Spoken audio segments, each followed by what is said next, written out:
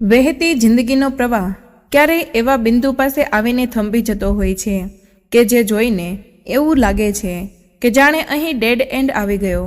સામે એવી મજબૂત તોતિંગ દિવાલ આવી જાય જેને ભેદીને આગળ વધવું અશક્ય બની જાય. માણસાના રશેકભાઈની સાથે આવું જ બની ગયું. એમની પત્ની રેણુને માથાનો તીવ્ર દુખાવો શરૂ થયો. ડૉક્ટરે શંકા દર્શાવી, બ્રેઇન ટ્યુમર હોય એવું લાગે છે. ગભરાઈ જવાની જરૂર નથી. માથાના દુખાવાના બીજા ઘણા કારણો હોઈ શકે છે, પરંતુ રેણુબેનની અન્ય ફરિયાદો પરથી મને ટ્યુમર હોવાની શંકા પડે છે. તમે ન્યુરોસર્જનને મળો. નિદાન એ જ નીકળ્યું અને ભયંકર સ્વરૂપમાં નીકળ્યું. બાયોપ્સી રિપોર્ટમાં જાણવા મળ્યું કેન્સરની ગાંઠ છે. રેણુબેનની ઉંમર 35 વર્ષ અને રસિકભાઈની ઉંમર 38 વર્ષની હતી. સંતાનોમાં 2 દીકરીઓ અને 1 દીકરો. ત્રણેય બાળકોને નોંધારા મૂકીને રેણુબેન મૃત્યુ પામ્યા. 1 મહિનાનો કારજ ક્રિયા રોગ કકળ અને સ્વજનોને સાચવવામાં પસાર થઈ ગયો. પછી રસિકભાઈની ખરી કસોટી શરૂ થઈ.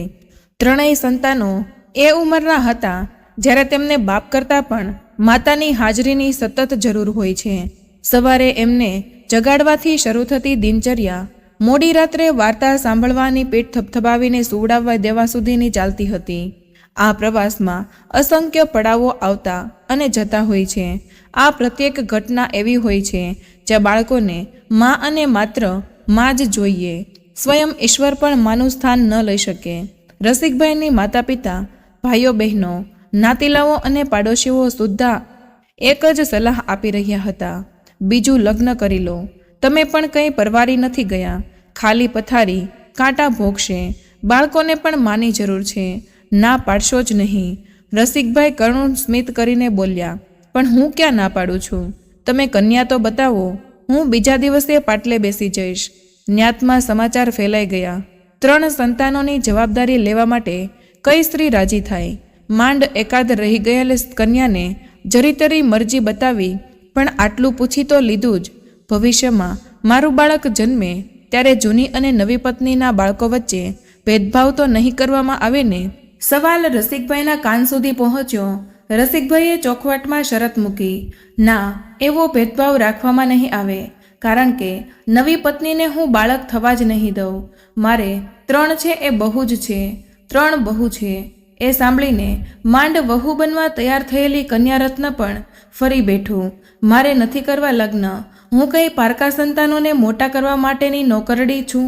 સગા સ્વજનોએ ઘણી કોશિશ કરી જોઈ, પણ મેળ ન જ પડ્યો. રસિકભાઈએ લગ્નની આશા મૂકી દીધી.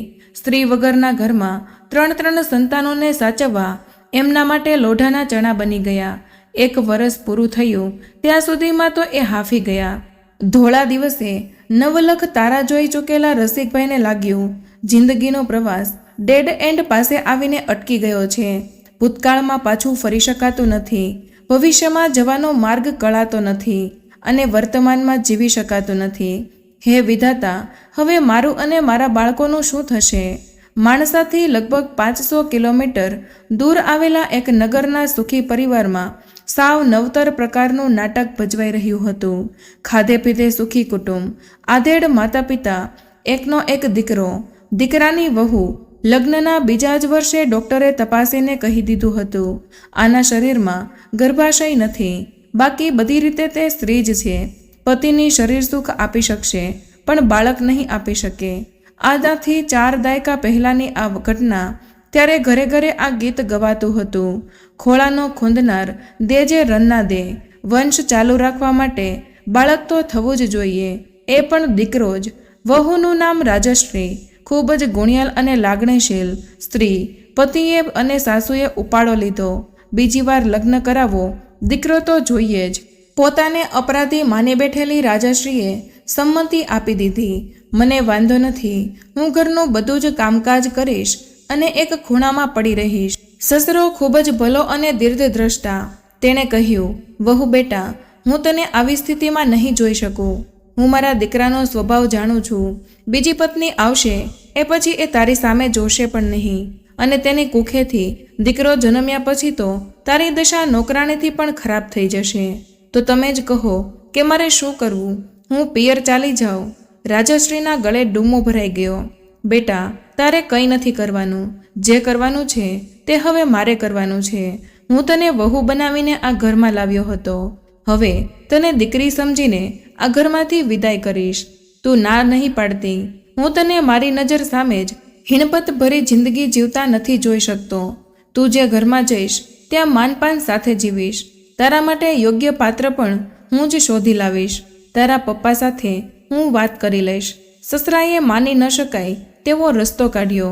પપ્પા, તમે કહો છો એટલે હું હા તો પાડું, પણ મારી જે ખામી અહીં નડી હોઈ રહી છે તે ત્યાં પણ નડશે. મને સંતાન નહીં થાય એટલે બીજો પતિ પણ. રાજશ્રી રડી પડી. સસરાએ હિંમત આપી. એવું નહીં થાય. હું કોઈ બીજવર ખોળી કાઢીશ જેને પત્ની સુખની જરૂર હોય પરંતુ સંતાન સુખ ન જોઈતું હોય. તું એ બધું મારા ઉપર છોડી દે. છોડી દેવાથી વાત છૂટી જતી નથી. રાજશ્રીના સસરા તેમની આખી ન્યાતમાં ફરી વળ્યા. જોઈતું હતું તેવું પાત્ર ન મળ્યું. રાજશ્રીની હાલત ત્રિશંકુના જેવી થઈ ગઈ હતી. આ ઘરમાં પતિ અને સાસુને મન તો એ અળગામણી બની જ ગઈ હતી.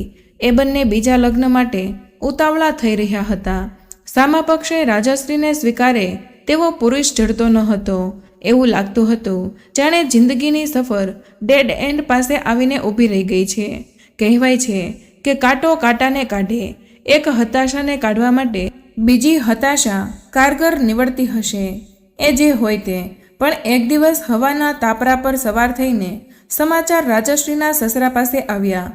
માણસામાં એક વિધુર છે, 3 સંતાનોનો પિતા છે. એ બીજા લગ્ન કરવા ઈચ્છે છે પણ તેને ચોથું સંતાન જોઈતું નથી. રાજશ્રીના સસરાએ વાત ચલાવી. સામેથી સારો પ્રતિસાદ મળ્યો. 4-5 વાર મળ્યા પછી લગ્નનું નક્કી થઈ ગયું. રાજશ્રીના પપ્પાએ ખૂબ જ આગ્રહ કર્યો.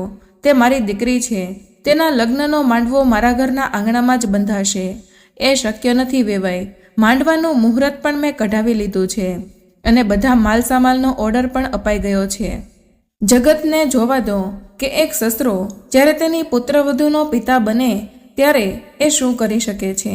ધામધૂમથી રાજશ્રીના લગ્ન ઉજવાયા. સસરાએ પિતા બનીને દીકરીને કન્યાદાનમાં 10 તોલા સોનાના દાગીના, 21 જોડી કપડાં અને 11,000 રૂપિયા રોકડાનું કન્યાદાન આપ્યું. રાજશ્રીનું નસીબ સારું કે નવા સંસારમાં તે ખૂબ જ સુખ પામી. સગીમાને ગુમાવી ચૂકેલી 3 સંતાનોને તેણે પોતાના ગણીને સાચવ્યા અને પ્રેમથી ઉછેર્યા. બાળકોએ સગી માતાનો માર ક્યારેક ખાધો હતો, પણ આ નવી માં તો ગોળનું ઢેફું નીકળી. નર્યું વહાલ, નરી મીઠાશ, પૂરું જીવન એક આનંદમય યાત્રા બની ગયું. રસિક 65ના વર્ષે મૃત્યુ પામ્યો. રાજશ્રી અત્યારે 75 વર્ષની થઈ છે. એક દીકરી કેનેડામાં પરણીને સ્થાયી થઈ છે. બીજી દીકરી મુંબઈમાં છે. દીકરો અમેરિકામાં. 3 ભાઈ બહેનો વચ્ચે એક જ બાબતનો ઝઘડો થાય છે અને ઉગ્ર ઝઘડો થાય છે. ઝઘડાનો મુદ્દો આ છે: માં મારા ઘરે રહેશે. રાજશ્રી મલકે છે અને બબડે છે. જિંદગીની યાત્રામાં ડેડ એન્ડ જેવું કંઈ જ હોતું નથી. મિત્રો, આ કહાની પરથી તમે શું શીખ્યા અને તમને આ કહાની કેવી લાગી તે કમેન્ટ કરીને જરૂર જણાવજો. અને વિડીયો પસંદ આવ્યો હોય તો લાઈક અને શેર કરજો તથા ચેનલ પર નવા હોય તો ચેનલને સબસ્ક્રાઈબ જરૂરથી કરજો. ફરી મળીશું એક નવા વિડીયો સાથે. ત્યાં સુધી બધાને ધન્યવાદ.